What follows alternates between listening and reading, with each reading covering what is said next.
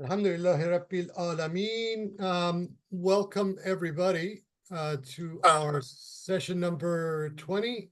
People are coming in one by one. Everybody's joining. Hope you all had a great week. It was quite an interesting roller coaster of a week for me, but that's beside the point. I want to really begin by thanking Salman Sheikh for taking the time to do the summaries. He finished the summaries and sent the rest of them to me.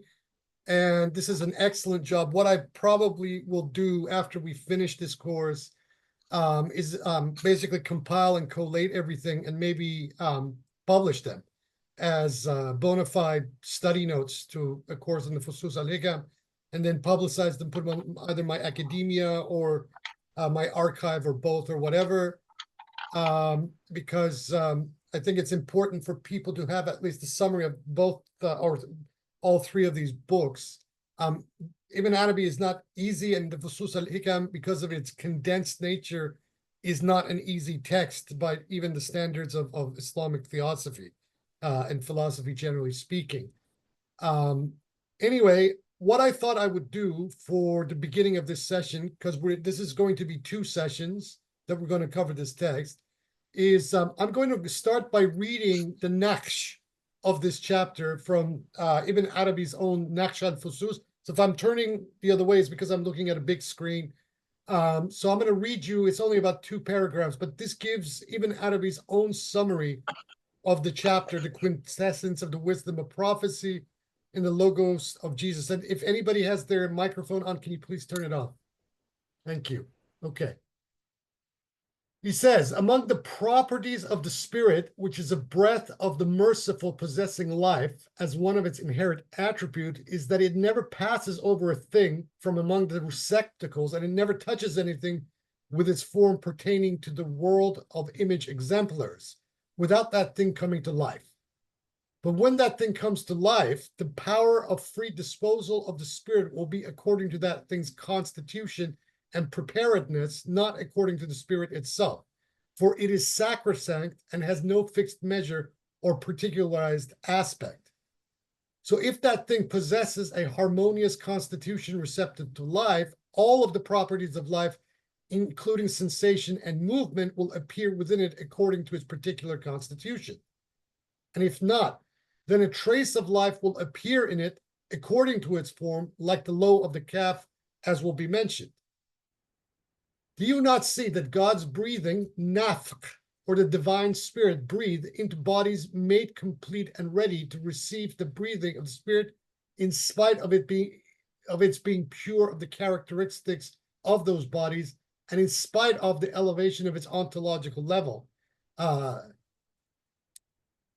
in itself, and the fact that it's situated at a level where it is beyond being delimited by their attributes? How its free disposal or the free disposal of the Spirit within the body into which it has been breathed, or within other things by means of the body, will be the extent of the preparedness of that body which is breathed into, and its receptivity, not in accordance with the Spirit in itself. That's quite a mouthful of a sentence.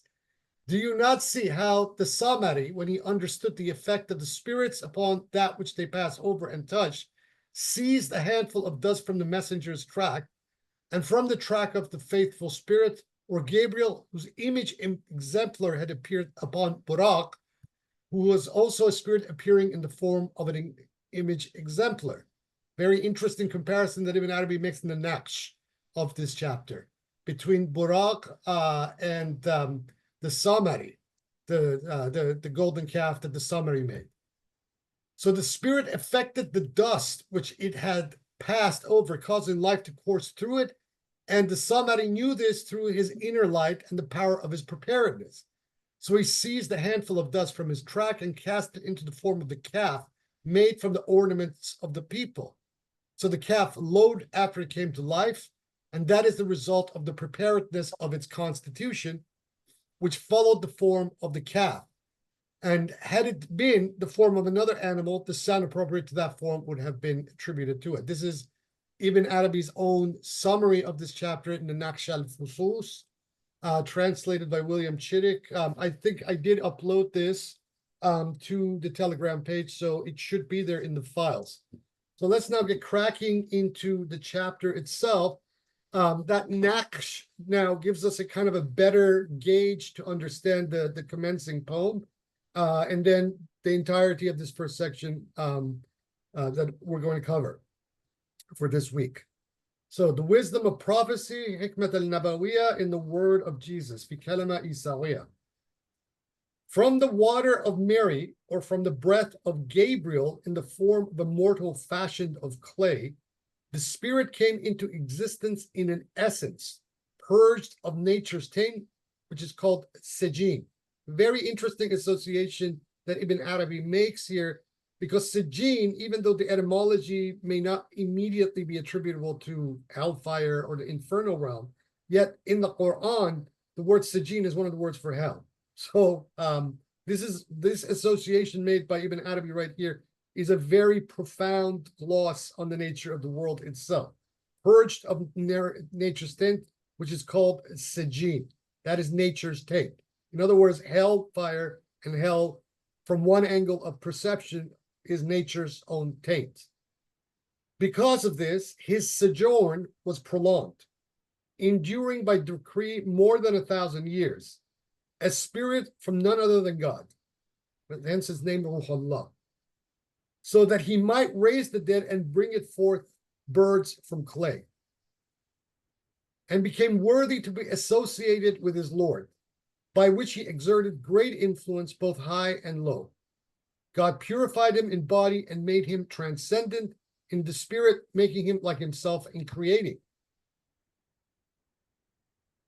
Know that it is a particular characteristic of the spirits that everything on which they descend becomes alive and life begins to pervade it. Okay, takhallub. This is the same thing that he said about Abraham. Thus did As-Samari arrogate to himself some of the influence of the messenger Gabriel, who was a spirit. When he realized that it was Gabriel, and knowing that all he touched would come alive, As-Samari snatched some of its power, either with his hand or with his fingertips. Then he transferred it to the golden calf, so that it bellowed, which is the sound cattle make. Had he fashioned it in some other form, it would have made the appropriate sound, such as the grumbling of the camel, the bleating of lambs and sheep, or the articular speech of man. This paragraph may have been taken directly from Iamblichus's De Mysteries, this particular paragraph. Now, the measure of life that pervades a creature is called divine, humanity being preeminently the locus in which the spirit inheres.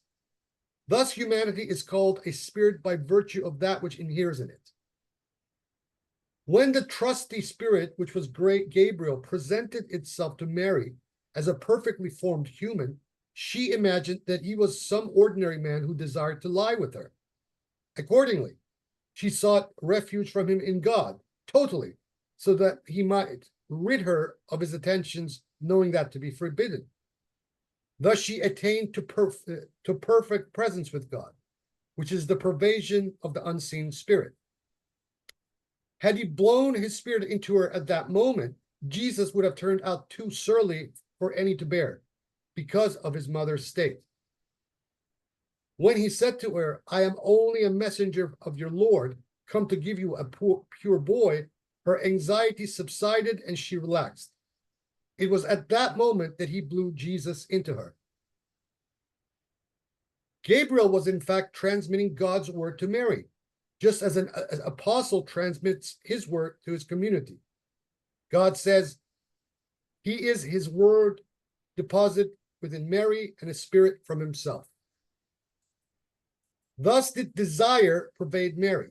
Now this point becomes a real bone of contention with Christians, because in all of the various theological debates and speculations about the conception of Christ, the Immaculate Conception that we have in all of these traditions of Christianity, the element of desire is rebuked by every one of these Christian theologians, except the way that the concept of Hawa is understood in Islamic theology is not as, doesn't come with the kind of baggage that Christianity has, because of its understanding of the original sin and all the rest of that. So with us, this is not a big deal, that if God created desire in Mary, this is fine. This is how this process works. Thus, this desire pervade Mary. Tachallul, again, the same thing that he attributes to Abraham. The body of Jesus was created from the actual water of Mary and the notional water seed of Gabriel inherent in the moisture of that blowing, since breath from the vital body is moist owing to the element of water in it. Now, before I go on to the next sentence, the name Gabriel in Hebrew, which is, I am absolutely certain that Ibn Arabi knew this, basically means the power of God, right? Since in Kabbalah and also in pre-Kabbalistic Jewish esotericism, the angels are merely the powers of God. So Gabriel is just basically means the power or the potency or the strength of God. And Ibn Arabi certainly understood this concept. So do not reify what the angelology that Ibn Arabi is saying, especially in light of what he said in the very first chapter of Adam about the nature of the angels.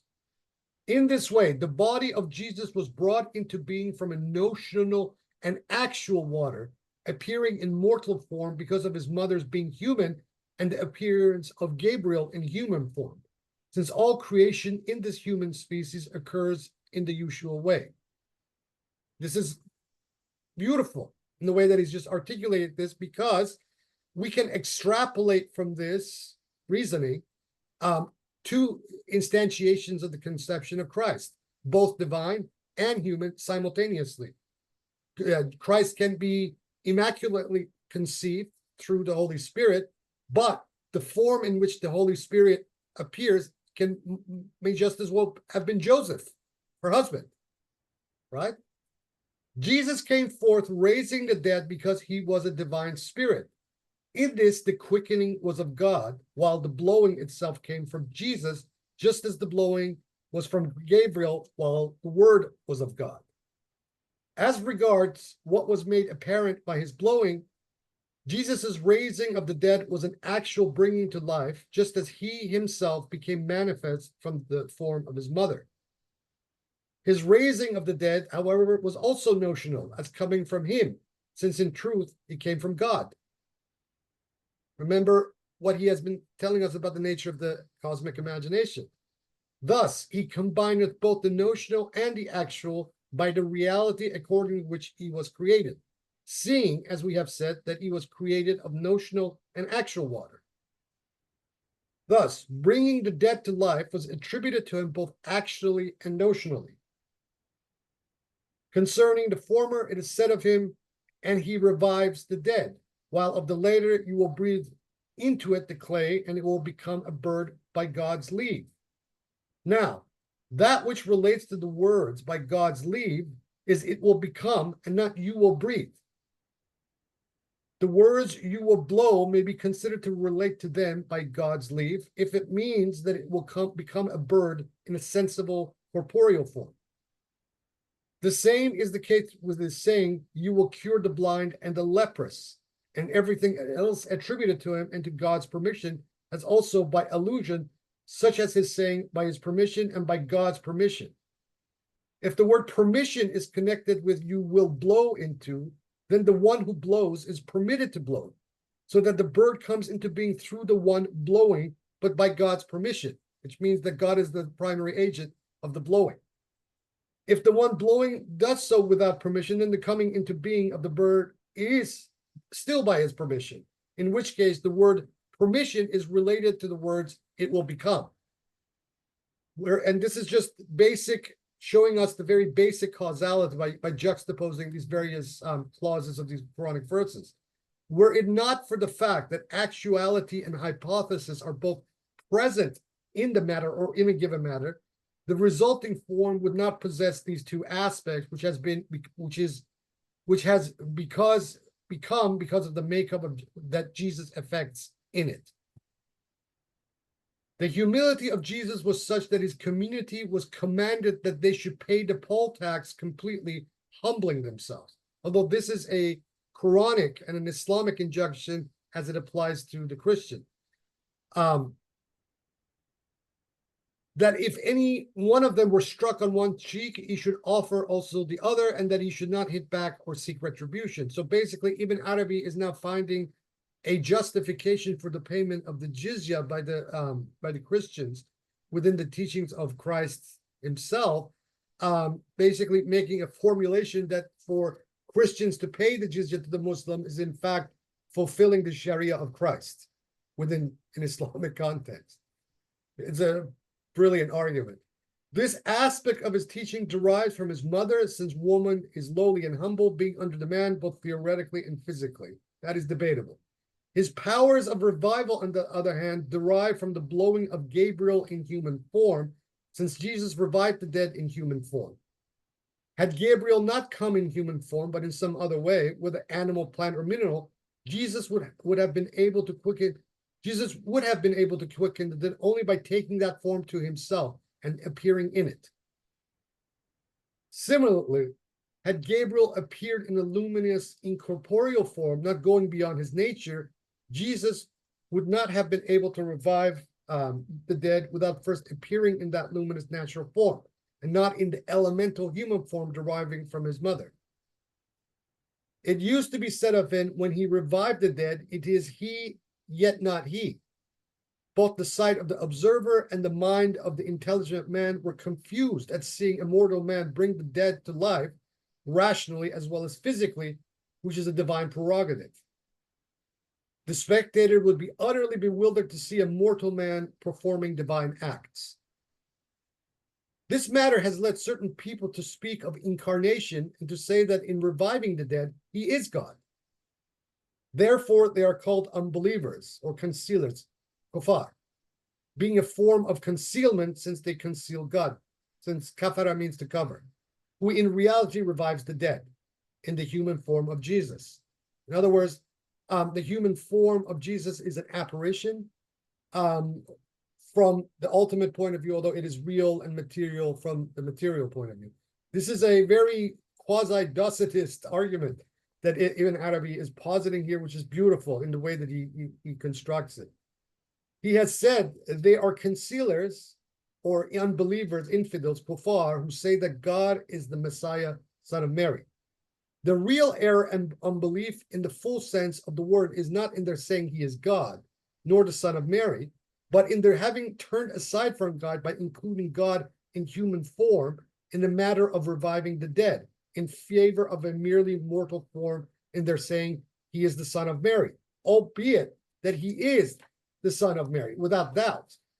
Hearing them, one might think that they attributed divinity to the form, making it the form itself, but that it is not the case, having in fact asserted that the divine identity, or huwiyah, is the subject in the human form, which was the son of Mary.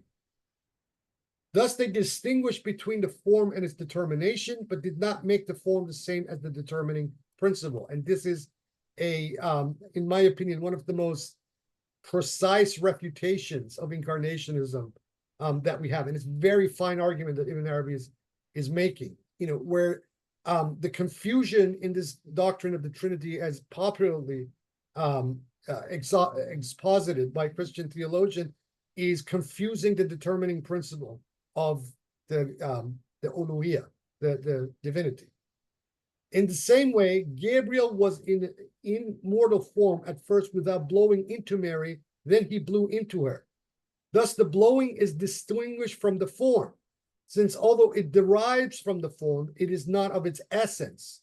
So do the various sects quarrel concerning Jesus. Considered in this particular form, one might say that he is the son of Mary. Considered in his form of humanity, one might say that he is of Gabriel. While considered with respect to the revival of the dead, one might say that he is of God as spirit. Thus one might call him the Spirit of God, Ruhullah, which is to say that life is manifest into whomsoever he blows. Sometimes it might be imagined using the passive principle that God is in him, sometimes that an angel is in him, and at other times mortality and humanity. He is indeed according to that aspect of his reality which predominates in the one who considers him. Thus, he is at once the Word of God, the Spirit of God, and the slave of God. And such a triple manifestation in sensible form belongs to no other. Every other man is attributed to his mortal father, not to the one who blows his spirit into human form. God, when he perfected the human body, as he says, when I perfected them, blew into him of his spirit, attributing all spirit in man's being and essence to himself. The case of Jesus, otherwise, since the perfection of his body and human form was included in the blowing of the spirit by Gabriel into Mary, which is not so of other men. All creatures are indeed words of God, which are inexhaustible, stemming as they do from the command be, kun, which is the word of God, kalimatullah. And in the Quran, when this once or twice where this phrase kalimatullah appears, because the word itself is in the feminine case, it's attributed kalimatullah hiya al-ulya, right? And this is all in the feminine case. So this is the grammar of kalimatullah itself is feminine. Very, very important, subtle point that in the commentaries then becomes really interesting when one reads what these commentaries have to say. Now, can the word be attributed to God as he is in himself, so that its nature may never be known, or can God descend to the form of him who says be, so that the word be may be said to be the reality of the form to which he descends and in which he manifests? Some Gnostics support the former, some the latter, while others are confused and do not know which is the truth of the matter.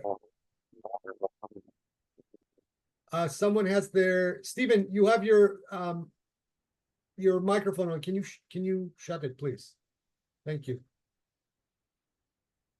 This matter is one that can be known only by direct experience, as which Abu Yazid al-Bastami, when he blew on an ant he had killed and it came alive again. At that very moment, he knew who it was that blew, so he blew into it. In that respect, he was like Jesus.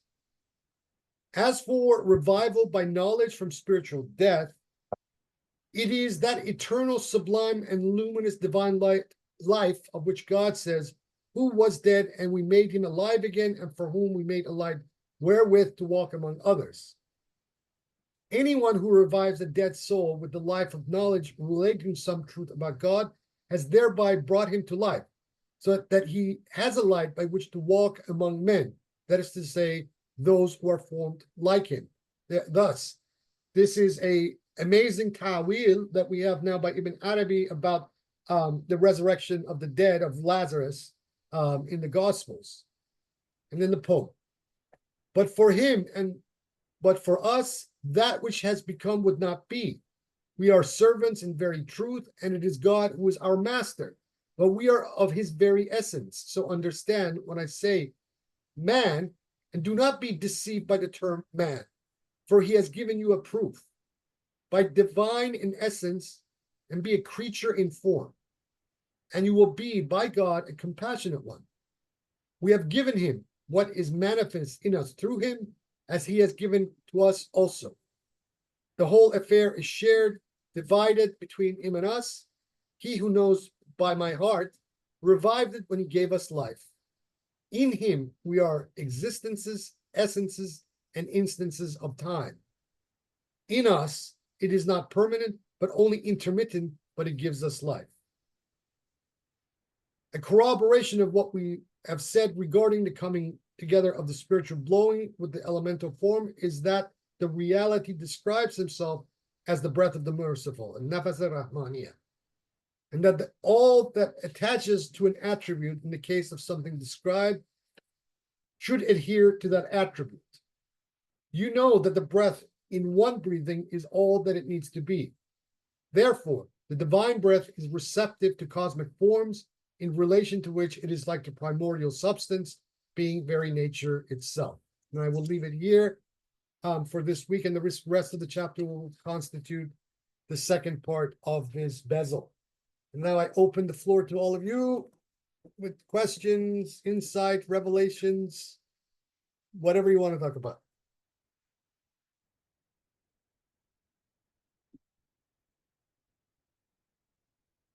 Anybody?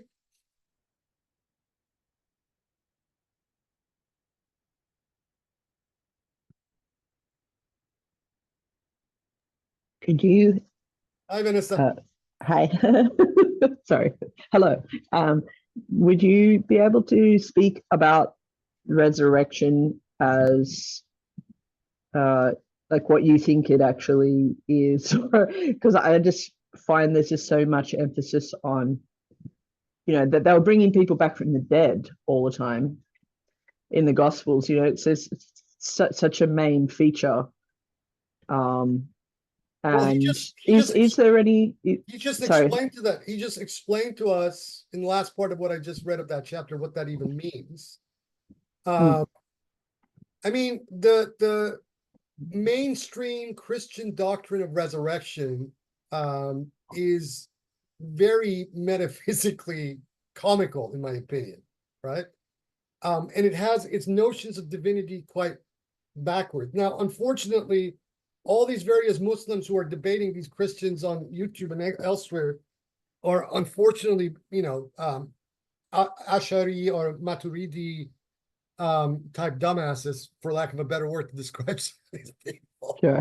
Yeah. And so this kind of metaphysics and theosophy is not something that they can get around their head to have a decent, informed discussion with their Christian interlocutor, especially if these Christian interlocutors happen to be types like Orthodox Christians who come from a very deep esoteric and mystical theology of their own, where we can actually meet on common ground and talk about these kind of issues intelligently. But the standard Christian narrative of this is just, I've always found this very funny. It's just very but what Ibn Arabi is saying is that nevertheless resurrection from the dead is possible, by the mere fact that the metaphysics behind this is that if the whole stream of the universe is an imagination within an imagination, whatever actor is the most imbued with life, right, which is the spirit, has the capability of reconstituting, of bringing something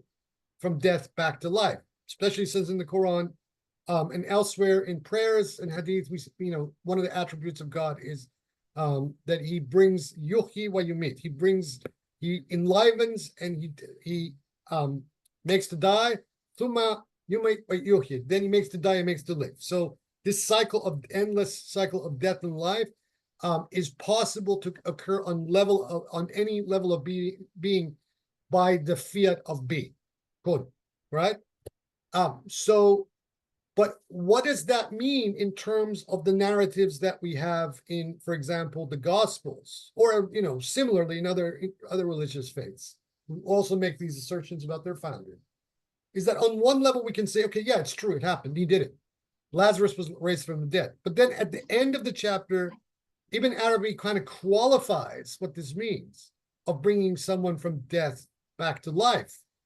And that is that, a given person who is a jahil, is ignorant, whether that be outwardly or whether that be inwardly, someone who brings them from jahl to act, from ignorance to knowledge, had basically brought them back to life, right? Now, since, the literal narrative of the Gospels, we know for a fact, is not remotely what may have happened at the time of Christ, of Yeshua. Therefore, it is possible, because a certain doctrine was being coded, an esoteric doctrine of the early Christians was being coded in a narrative, that this coding of this narrative was kind of lost. And so the narrative itself became the literal interpretation of what may have happened. Whereas if you read the Gospels themselves, the very radical nature of Jesus is such that in a society that, number one, was colonized by a occupying foreign power, namely the Romans, yet the predominating religious power of the time, the Sanhedrin and the scribes, from what we understand, which historical scholarship says they were basically agents of the Herodians, who themselves were a lackey of the Romans, made the religion of Judaism in first century Palestine such that it was something on the order of the Taliban on one level, but being administered by a foreign occupation power, who was then placing its own people locally in various rungs of power, whether the Herodians and Herod and his dynasty were not, Jews, they were Arab Jews, or whether we're talking about the Sanhedrin, who was then a lackey of the second party. And for someone like Jesus, whatever he was, to be saying the kind of radical things that he was saying, as the gospel claims that he says, although it's very unlikely that these were the actual teaching of the historical Jesus, is something else. This would bring the dead, that is, the occupied, the colonized Jews of Palestine, first century Palestine, he would be bringing them back to life, especially where he is emphasizing the spirit of the law as opposed to the word, the literal word of the law. And we see this, for example, happen in Matthew, where he has that confrontation with the scribes and Pharisees at the temple, just after he has overturned the stall of the usurers and moneylenders, where he tells them to their face that you people, you nest of vipers, etc. He tells them off. You have clung to the word, literal word of the law, and killed the spirit of the law, right? And so Jesus, as a exponent and an advocate for the spirit of the law, would literally, by that reality alone, bringing the inner life, the dead within themselves, back to life again. So this is one way to interpret that story, rather than literally touching someone who has died and their elements have decomposed and they've come back into life again. Although Ibn Arabi is also saying that this is possible, that that a given insan kamil of the caliber of Jesus is so infused with that divine principle, the life principle, which is the divine principle, that they are capable of breathing life into things and bringing them to life, or bringing them back to life, whichever the case may be. The thing is that in the Bible narrative, what I find very interesting, and I have mentioned this to a lot of Christians, whether online or elsewhere, Jesus doesn't bring anything to life sui generis. He doesn't act in the capacity of creatio ex nihilo, as God is set to do at the very beginning of Book of Genesis. I don't know what either of those things mean, sorry. He brings them back to life, rather than generates them into life when they were nothing previous. This is a very important, subtle distinction, theologically speaking, that nuances the discussion that we have from that point forward with Christians, because this point alone then gives us the opening to say that, well, then maybe what the literal narrative is saying is actually a code for something else. And then Ibn Arabi tells us what the meaning of that possible code can be, which is that he brought the ignorant to knowledge. That the spirit, the law of Judaism that is stultifying, that even is stultifying to this very moment, if you look at some of these Orthodox Jewish sects, was revivified through Jesus by his emphasis on the spirit of the law rather than the letter of the law. Does that go with I don't know if it's a Muslim belief or not, that he was the theory that he was just preaching to the Israelites and not to humanity as such. Have you heard of that theory? I mean, I think whoever the historical Jesus of Nazareth was certainly only preaching to the Israelite, to the Jews of first century Palestine, and not to the world, because I mean, biblical scholarship has pretty much unequivocally proven that now. Despite the belief of mainstream Christians. But this is what we know about the historical Christ. But the Christ of the Gospels, who is obviously a fabrication of the Pauline kind of lineage of Christianity, this, even in itself, despite what they did, the fact is that there are all these very, very explicitly esoteric and mystical and Gnostic doctrines embedded already within the wording of the Gospels, and particularly when one has access to the Koine Greek original of the New Testament, and not the various English translations of it. The words employed, even though it's Koine Greek, it is not the classical Greek of Plato. Even in the form of the Koine Greek, there is a very explicitly esoteric kind of vibe coming from the way that things are being articulated in these synoptic gospels in that original language of synoptic of Koine, the Greek. Let alone when we move into the Syriac and Aramaic gospels, which become just explicitly that way, and the Coptic too, which are just like deeply Gnostic with a small g, sometimes with a capital G, right? So then resurrection takes on such a multifaceted meaning from that perspective, that to look at it in the way that the mainstream Christians look at this concept of the resurrection begins to look quite banal, because they are making a very similar mistake, like I mentioned to you once before, about the metaphysical mistake around the concept of literal concept of reincarnation. The mainstream Christians are making almost an identical mistake in that they are privileging matter over spirit. Okay. Yeah, I think that's a saying that that Christianity was Judaism for the Gentiles.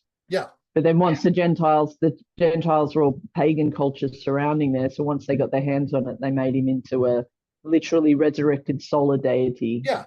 Well, which is basically ancient Egyptian, mythos of Osiris, the risen god. That's, I mean, just anyone who knows their ancient mythology and ancient religions of the Near East immediately identifies what's going on, in the gospel narrative of the resurrection of Jesus. But the Islamic narrative does validate an element of this by saying that Jesus was raised to heaven, right? And so, theologians, but then especially the theosophers and the mystics, have spent some very interesting ink explaining what the inner meaning of this actually means. Because also within the Islamic world, obviously there's the one doctrine to the masses, and then there is the knowledge of the elite, the khawas, and this is the case at least with all elements of the Shiite world. That what the literal text of the Quran says, versus what the meaning of these words are completely something else. Yeah, because it says in the Quran that he was made to look like he died on the cross. Yeah. And there's a very interesting documentary on YouTube by the BBC called "Was Jesus a Buddhist Monk" or something like that, or something of that wording. And it's the variety of sort of interviews and investigation postulating that he wasn't on you see these things. No. Don't worry about the Buddhist monk thinking about Jesus. Yeah. No. Sorry, I just wanted to. So that being on the cross as long as he wasn't long enough for him to actually die, and they were theorizing that they'd actually, when they touched the herbs, they put some herbs and vinegar to his lips, that they were giving him something that was sort of like maybe knocked him out. So he appeared to be dead, but he was unconscious. So they took him down, and then it's like, oh, he came back to life. And they were saying that because the Bible says that he was on the cross for 9 hours, they said that wasn't long enough for him to die, because it would have taken people. So I don't know if that possibly affirms that, that he was made to look like he died on the cross, but didn't, that they actually affirm one another. Yes and no. I think this, first of all, what the language of the Quran is expressing is very explicitly Docetist, right? What's that mean? Docetist is one of what the Western churches consider to be a heretical doctrine, whereby the human body of Christ was a apparition, and the reality of Christ was a divine substance, which they call the Angelos Christos, the angel Christ, which is an emanation of the Godhead, right? That is a Docetist concept. It was I can't remember specifically which group of these Gnostics, because there's so many of them, adhere to this specific idea. But one particular prominent sect of original Christianity, known as the Arians or Anyans, who rejected Trinitarianism, eventually subscribed to this idea of Docetism. So Docetism is always very ascribed to Gnostic and very Gnostic-oriented forms of Christianity. And in Arabia, at the time of the Prophet and the rise of Islam, a lot of the representative communities of Christians, more than likely, if they were not outright Gnostics, would have had very Gnostic Christian ideas. And they wouldn't have been, articulating the kind of doctrines that today we associate with Roman Catholicism or even Eastern Orthodoxy as it has become now. The Nestorian Christians were very active at that point, especially since they were associated with the Persian Empire of the time, the Sassanians. And the Nestorian doctrines does seem to have some of these elements in it, like Docetism. So the Christianity of the Quran, in fact, is very consistent with the various Christianities that may have existed in the Hijaz. So that, contrary to what contemporary Christians say about the narrative of the Quran being a fabricated polemic against them, what appears to me, and some scholars have even commented on that, is that Muhammad's polemic against Christianity in the Quran is actually a Gnostic Christian polemic against the mainstream Western churches. Yeah, is And that in what? this idea that Jesus was not killed on the cross is an explicitly Docetist expression of that, which, as it were, is as if Islam, early Islam, in the text of the Quran that was finally given to us in its final form as of the late Umayyad and early Abbasid period, is basically giving voice to these Gnostics, these Christian Gnostics. So it's a very Christian Gnostic argument that the Quran is articulating from its own vantage point. Is the concept of him as the Messiah from the Quran that he's a special soul sent by God? Yeah. But isn't God? Is that consistent with that Christian sect that you're talking about? Yeah, of course there is, because in the various schools of Gnostic Christianity, there are hierarchies of being. The Christ spirit comes from what they call the pleroma, right? But the Christ is not the unknowable Godhead, although the pleroma is the realm of the unknowable Godhead. So and so the human, the flesh, the world, the body, in these Gnostic conceptions of the world, is by its nature corrupt, not real. So the eternal spirit is incapable of incarnating into the imperfection, but it can project apparitions of itself, the Angelos Christo. This is the Docetic concept of Christ. So that the man Jesus of Nazareth can have fully the projection of the Angelus Christos in him, right? And even be crucified and die, but it's not Christ, al-Masih. Christos or Mashiach, in the Hebrew denotation, that was actually killed. So what we're hearing in the Quran is an echo of a Gnostic Christian Docetist doctrine of Christ, very explicitly. So all these various Sunni bros of the great Dawabanga train, they if they only understood these things, and then kind of immersed themselves and moved away from the Ibn Taymiyyahs or the Maturidis or whatnot, and delved into this, they would probably have a much more powerful way to debate with some of these Christian apologists online. Can I sneak in one last question? Sure. Are there any clues to the word resurrection in the old Arabic? Are there any clues in that the word in terms of its nature? Or all right, when we say resurrection in whatever the European languages that are used, there's also the conception of return attached to it, right? What Arabic does is separate. On the one hand, we have the ma'ad, right? That which returns. On the other hand, we have the qiyamah. Now, these two concepts are interrelated, but the words are different. So the qiyamah, in one sense, is a return to source, right? It's you return to the source to give your to get your report card about your life and deeds in this life. But the qiyamah also stands on its own. It's a resurrection. And the qiyamah not only the qiyamah happens to everything. Everything is a participant of the qiyamah. It is not just, one incident where someone is, put on the cross or martyred and all of a sudden they resurrect. Okay.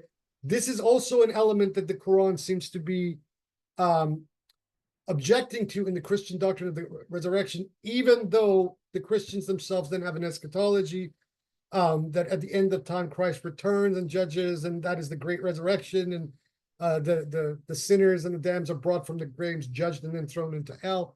All of that stuff that then appears in different forms in both Hadith and Quran, whatnot. But the concept is there is a separation in the language of these various events, because the ada, to return in his form as ma'ad, is also an attribute, right? Where God is called the mu'id, the one who returns, such that then this becomes a very already always kind of phenomenon, where God is mubdi, the initiator, and wal mu'id, the one who returns simultaneously, attributing all of these things back to God, which means that the reality then has a universal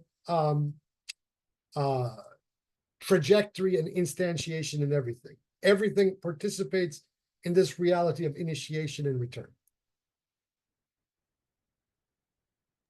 And do you think that has any relevance to, do you think there's any validity in saying that resurrection can be thought of as the continuation of the, like, that one doesn't die, right? Like it's not the end when the body dies. I've gleaned that when I've been reading the Quran, that there's and I don't know if I'm correct in that, so I want you to comment on that there's a resurrection, meaning of the consciousness doesn't end there. The consciousness continues. Yeah, of course. Yeah. Yes. Do you think that's valid? Yes, based on 1000% valid. Yes. Okay. Thank you very much. Welcome.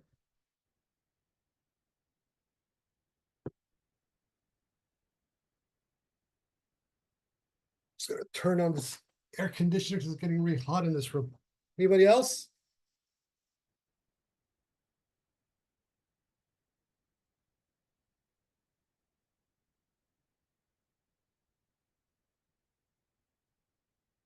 Come on, people, questions.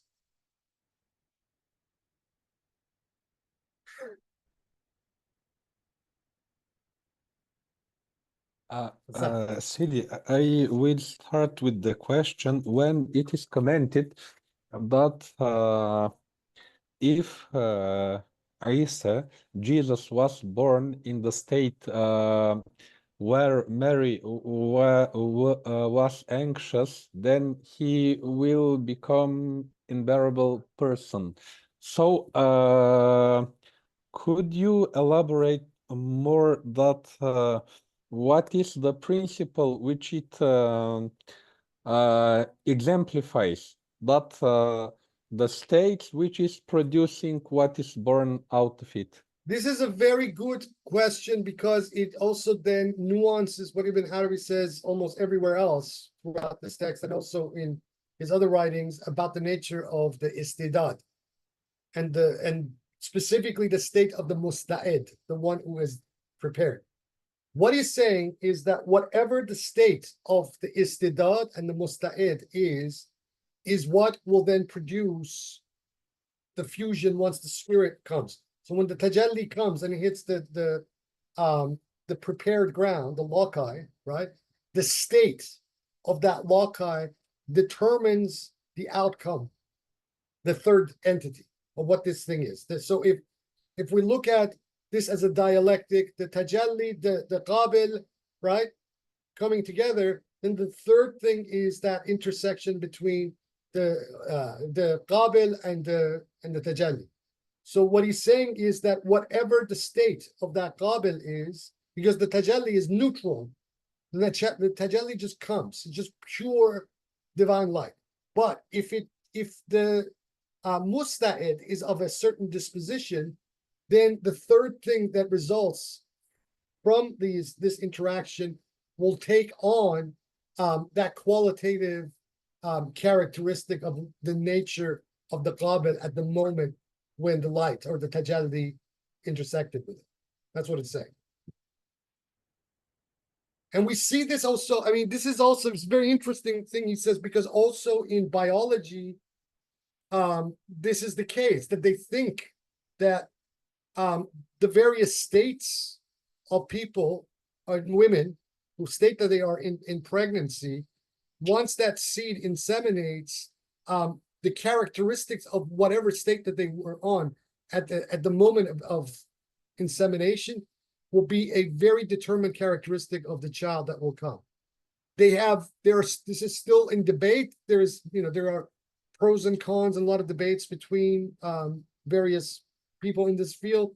But yet, nevertheless, this is sort of confirmed by the contemporary science itself. Yeah. So this was quite a piece of insight and observation by Ibn Arabi about 800 years ago.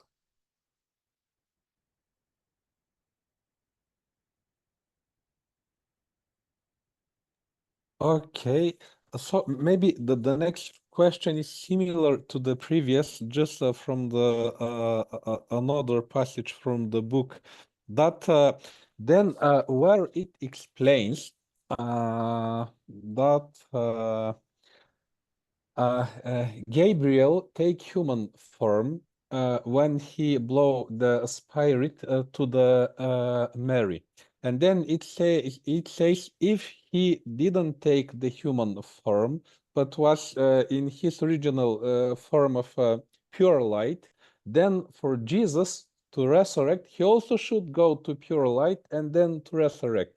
Or if it was in some other form, like mineral or someone else, then for Jesus to resurrect again should go into the same form. What it tries to say there? This is a very complex argument.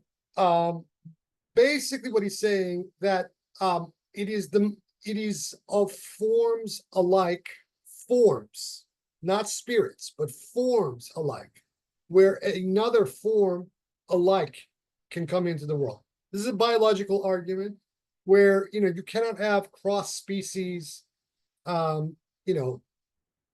creating life together, like a human with an ape or etc. Right? So this is on one level. This is what he's saying.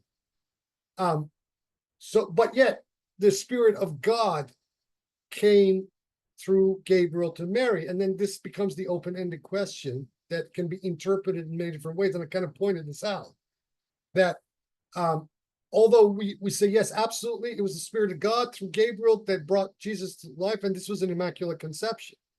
But what Ibn Arabi is pointing out is that the Spirit of God in the immaculate conception must also, by the very laws of God, come in the similar form to impregnate Mary.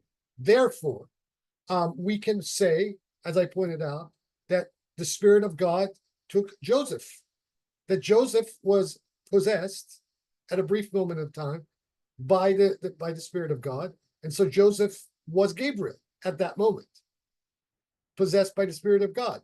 And that the conception can still be an immaculate conception. We can have the best of both worlds simultaneously. The excluded middle and the kind of either or logic, of whether standard Islamic theology or even Christian theology will reject this. But the mystical and esoteric theosophy and theology of an Ibn Arabi, or even in the Pseudo-Dionysius or Gregory of Nyssa, would immediately accept this argument as being valid. That God is capable of taking on any form, and God acts through humans and everything else in its creations, right? So we can say Immaculate Conception is correct, it happened, right? But the form in which instrumentalize that conception as being immaculate can just as well be occurring through a man. Joseph, her husband.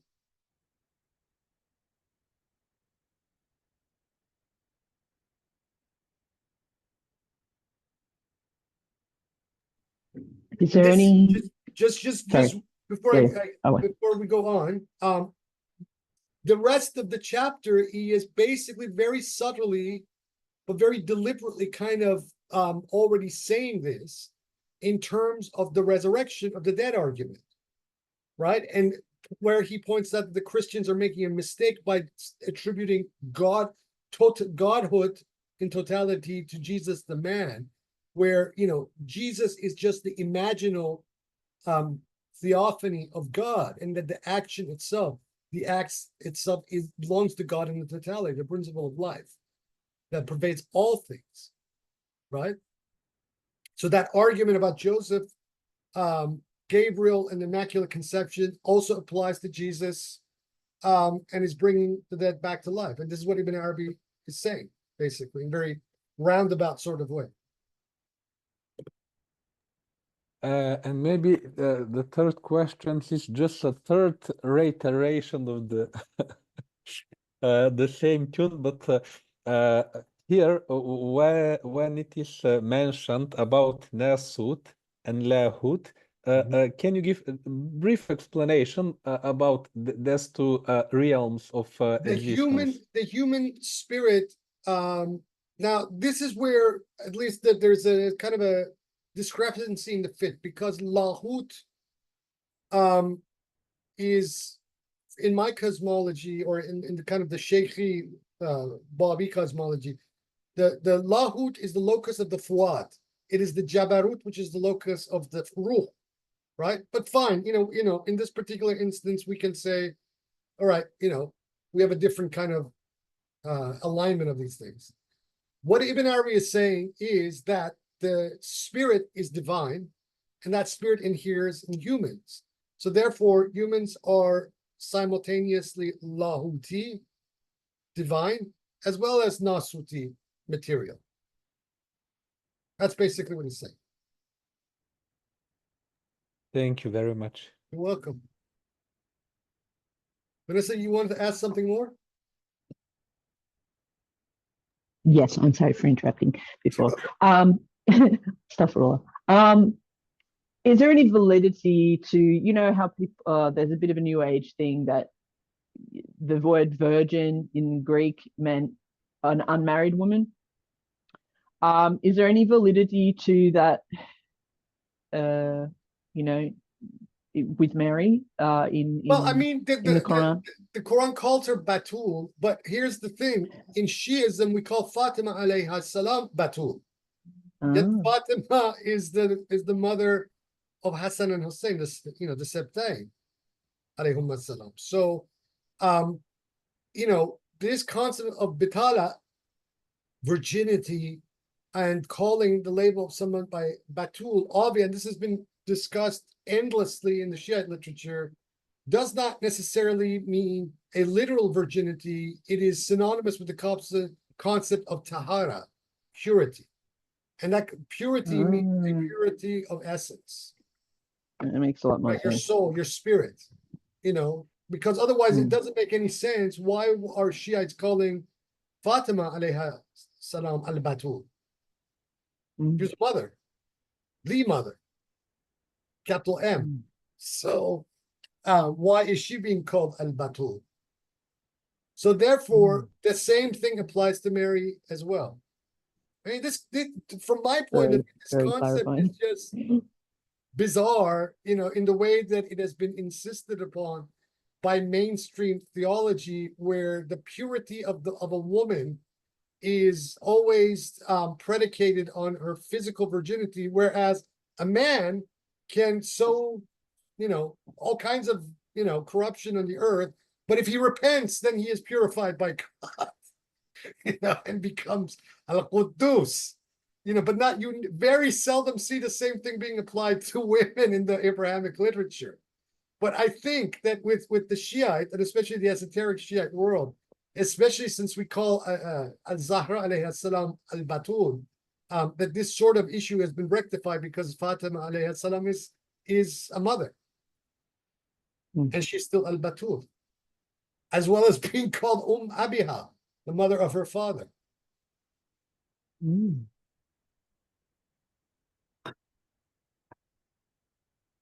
Thank you. Welcome. Very illuminating.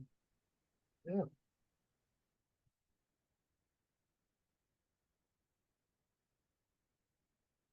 Anybody else? Okay, well, we'll call it, I can, sorry, okay, if that's I it.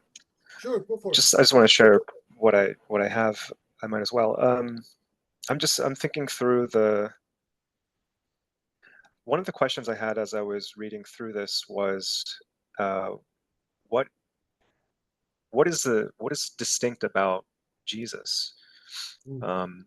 And I think one answer is that I thought that there was a kind of explicit Docetism in the chapter where he says that Agree. the case of Jesus is otherwise, since the perfection of his body and human form was included in the blowing of the Spirit. So I was thinking of that as like his body itself is a spiritual body, Yeah, whereas that's not the case with anyone else. Although it is the case with everyone else that we are also the Spirit of God. yeah. This is a very Sufi-esque kind of iteration of the Docetist kind of doctrine. Corban points this out, by the way, in his creative imagination about this particular chapter of the Fusus al-Hikam, very briefly. So yeah, it is Docetist, 100%. Yeah. That's why I like it too. Yeah, and That's the very reason. I don't know if I'm reading too much into it, but there was one part also where the language is like very ambiguous. So I looked into the Arabic. It's in the previous paragraph where he says, considered in his mortal form, one might say that he is the son of Mary. Considered in his form of humanity, one might say that he's of Gabriel. And the Arabic there is Asuratul Insaniyatul Bashariya. Sharia. For the first one. For the second one, I think it's Asuratul Mumathaliyatul Bashariya. Yeah. And I don't know if I'm looking too much Image. into it, but that No, you're not. mithal is Yes, you're reading it. imagination. That's the Okay. imagination. You're reading that. That's exactly the point, which don't come out very well in these translations. That's exactly what he's saying. So yeah, so therefore his human form is the imaginal, and his spiritual form is the Marianic, which you can read quite a fair bit just in that kind of dichotomy Ibn Arabi just made about the nature of Jesus. It is extremely Gnostic, because if his spiritual substance is Marianic, then we're in the presence of a sort of sophiology, a Gnostic sophiology, of the kind that we read in some of these Nag Hammadi. And then simultaneously, his human body is an imaginal one. It's coming from Malakut.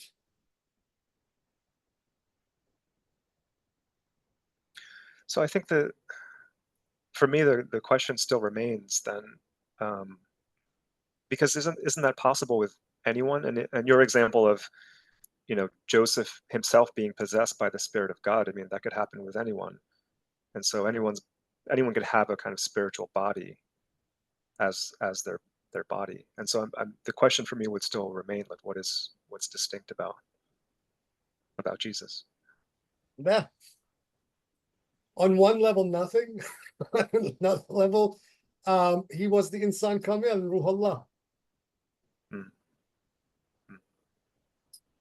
Okay. So this particular chapter, when you then kind of isolate each of its various arguments, in themselves provide a lot of useful metaphysical and intellectual information for, in my opinion, a proper debate, with Christians or various, because also what we're hearing echoes of in this particular chapter are ideas that mainstream Christianity, the official church Christianity, has always had a problem with. Yet, nevertheless, They have existed and they have been part and parcel of the greater Christian milieu. This is why, I don't understand these debates that a lot of Muslims have with these Christians, and they always end up getting beat by the Christians because they're so, just don't know their stuff. But when we are in the presence of someone like Ibn Arabi, and then we unpack all the various historical presences that are in it, and then bring it back together again, we have something very important to talk about with these people, where then this entire unique incarnation idea, which in my opinion is a very toxic metaphysical idea, gets shunted aside. Jesus becomes not just a man, he becomes an insan rather than just merely bashar, right? And then the reality of Islam and the revelation of Muhammad in juxtaposition with that of Jesus becomes a complementary thing rather than an oppositional thing. And so then from that point onward, as Ibn Arabi is trying to show with this particular text, we are in a valid place to talk about the reality of a progressive revelation or progressive self-disclosure of God in the form of these insan kamels, right? And this becomes a much more powerful argument and point of departure, and especially with these Christians, than that we are talking about two separate gods and, within the, kind of nonsensical polemics that these two sides regularly get into. This is the way, in my opinion, to approach this discussion. So what you just put your finger on also is a much more sophisticated argument to refute this very simplistic notion that we find in Christian theology about the nature of Christ, right? Ibn Arabi is not denying a trinity. He is just reformulating it as a triplicity, as these three forms of unfolding from the one itself, right? So where he mentions and points out that there are three ways that we can talk about Jesus. He's the Word of God, right? He's the Spirit of God, and he's the servant of God, right? So if you take, if you transpose these three symbols as Father, Son, and Holy Spirit, we can just as well have the same conversation, but we're talking about the same thing. So in other words, these are just facets of the one. It's as if, and this is what I will argue in my own final chapter of the Fulgences of Wisdom about Fatima. If we take the word ahad, ahad has three letters, right? So if we take the three letters of ahad and then look at them and correspond them to certain realities, right? Each of which of these three elements give us a gloss or give us information about a certain facet of the one. This still doesn't compromise the one. It's just detailing three different facets of the one. It's just how we explain this, right? And whereas with the Trinity, sometimes it appears in standard articulations of it as being a vertical thing, then a horizontal thing, sometimes it's both. With this kind of approach, we have a very even kind of a horizontal thing going on about explaining the same thing.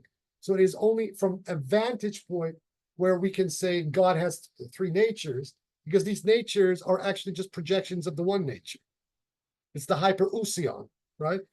The early Christian mystical theologians like Dionysius, Pseudo-Dionysius, Nyssa, Gregory of Nyssa, etc., they had a much better arsenal of languaging and doctrine and philosophy to talk about these things than a lot of their heirs did in the establishment, in the church establishment, which is what is very bizarre to me. It's because it appears to me the Christian theology degenerated over time rather than evolved.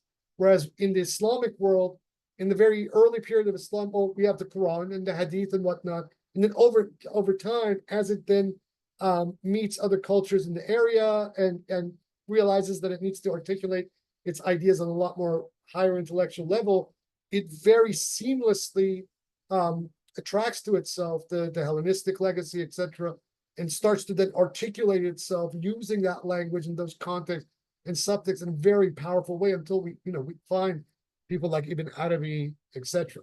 I mean, not all Christians. There were some Christians that were still, kind of developing. But as of today, Christian theology, mainstream Christian theology, in my opinion, seems to have frozen at a certain particular point of time.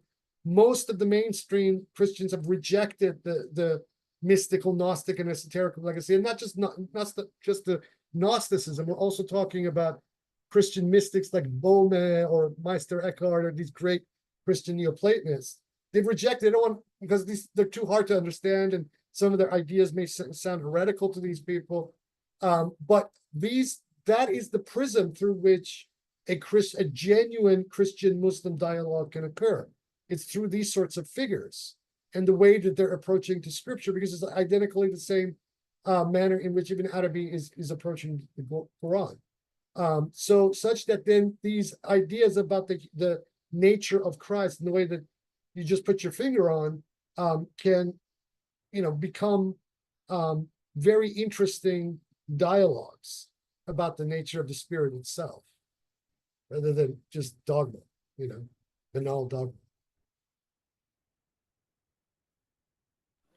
Okay, thank you. Welcome. Sid, in this case, I would add one more question. You very well highlighted the difference between triplicity and Trinity. In this regard, having in mind the different Gnostic groups in Arabian Peninsula around the time of the Prophet sallallahu alaihi wasallam, could you elaborate little more to what extent Islam accepts the dualism of the Gnostics and to what extent it rejects it? That's a great question. Well, we see elements of, at least in the surface narrative of the Quran, there is that dualistic, very kind of moderately dualistic narrative about good and evil, light and darkness, the two polar dichotomies. So on a very basic level, the Quran accepts it. My contention is that because of the presence of the various imperial forms of Sasanian Zoroastrianism, which were multiple, there wasn't one Zoroastrianism at this time. To me, a lot of the Quran seems to echo the Avesta in a kind of a Zurvanist kind of prism, where Zurvan, this was one of the Zoroastrian heresies of the Sasanian period, and it seems, from what we understand, that at one point it was even the state ideology that the Sasanians themselves subscribed to, where Zurvan is endless time, and from Zurvan emerges Ahura Mazda and Ahriman, so that the good and evil principles are what emerge as the offspring of the Godhead, right? Rather than God itself having an opponent, the antagonism between good and evil is what produce or come out from God, so that God is the creator of both good and evil. This particular angle of dualism seems to be echoed throughout the Quran in various forms, where Allah is above the fray and can manifest itself and is basically the puppeteer of both sides of the good and evil, although ultimately it itself is of the nature of the good. But yet within its creation, there is this balance of the good and evil that it itself is the final arbiter of. So that is very, very much present in the Quran. So from a philological point of view, and this is something that Quranic scholarship and the whole academic study of the Quran, it is a very recent development, unfortunately, is kind of speculating about the nature of the Quran, that there seems to be these kind of Gnostic, these, Zurvanist, even to some degree in certain imagery, even Manichaean elements. But the Quranic ontology does not subscribe to the kind of radical dualism of the kind that we find in Manichaeism. So that the principles of good and evil are just completely insoluble and simultaneously equal to each other. That is completely rejected in the Quran and in subsequent development, because that is the radical Gnostic Manichaean kind of point of view. So That's basically the important. Corban, you know, in some of his work on the, especially in his one book, Cyclical Time and Ismaili Gnosis, he really gleans this stuff. And so if you haven't read that particular book of his, I really, really, really highly recommend it. That you go take a look at it. Yeah. So just a final note, it Sure. seems that in mainstream exoteric Islam, we get the worst from the dualism of the Gnostics, know. and again the worst of the Christian theology I know. of understanding the Trinity. I know. Yeah, that you tell me about it. I know. And I see it every day. And my point of view is these sorts of thinkings is very problematic when it then translates itself into the social plane, is when we get a lot of problems. Because thought creates, right? Thought is an imaginal substance. It's a johar khiyaliyah. And this is what produces the world, which is part of the argument of this particular chapter of the Fusus. And when the gabel of that johar, of that substance, is behaving in a certain way, then the outcomes that it produces out into the world are going to be a certain way. And so in the dualistic and sharp, very insoluble dualisms of the Abrahamic tradition, in all three of its iterations, we see this polarization in the life form of the planet. Whether we're talking about Judaism, Christianity, or Islam, I mean, I direct my criticisms as harshly as at the Muslim camp as I do as the Christian, Jewish, or any other camp, because the ontology that you deep down, not just intellectually accept, but also accept and live by deep within yourself, determines the world and the life world that creates out of you. Right? And at the time we're living in at the moment, most people's ontologies are completely schizophrenic, divided completely, and that's what we see out there.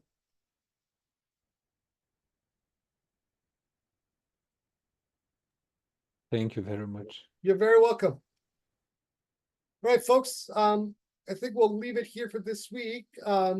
Continue with the dhikr of Ya Nabiyu, and then we will pick up the next half of this chapter next week and finish it, and then the week after that we will begin then the 2 sessions on Solomon. So anyway, until next week, everybody have a good week, coming week, and Ya Nabiyu.